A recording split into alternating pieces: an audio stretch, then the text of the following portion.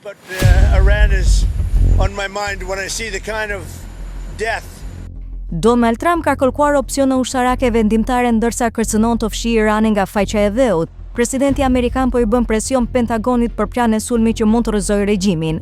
Zyrtarët gjithashtu po hartojnë opsione më modeste që mund të përfshinë shënjestrimin e objekteve të Gardës Revolucionare Islamike, raportoi Wall Street Journal. Trump e ka përdorur vazhdimisht fjalën vendimtar kur përshkruan se çfarë efekti do të donte që çdo veprim i Shteteve të Bashkuara të Amerikës të kishte mbi Iranin, sipas zyrtarëve.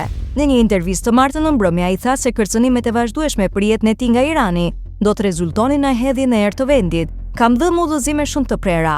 Nëse diçka ndodh, do ta fshijmë Iranin nga faqja e dheut, tha Trump. Ai raportoi se u troi nga nisja e sulmeve ndaj Republikës Islamike pas telefonatave urgjente nga aleatët e Gjirit dhe këshillave nga ushtria e tij se aftësitë e Shteteve të Bashkuara të Amerikës në rajon ishin të kufizuara, që atëherë ai ka dërguar USS Abraham Lincoln dhe grupin e saj të sulmit në Gjirin Persik dhe ende mendon për sulmin pasi protestat kundër regjimit lanë mijëra të vdekur në Teheran. Më shumë se 4519 njerëz janë vrarë, përfshirë qindra forca sigurie, dhe 26.000 janë arrestuar në protestat mbarkombëtare kundër regjimit, ca të martën Agjencia e Lajmeve të Aktivistëve të drejtave të njeriut, me seli në Shtetet e Bashkuara të Amerikës, me 9049 vdekje të tjera që janë ende në proces. Trump i kurajoi protestuesit dhe u tha atyre se ndihma është rrugës, ndërsa kërcënoi të sulmonte Teheranin.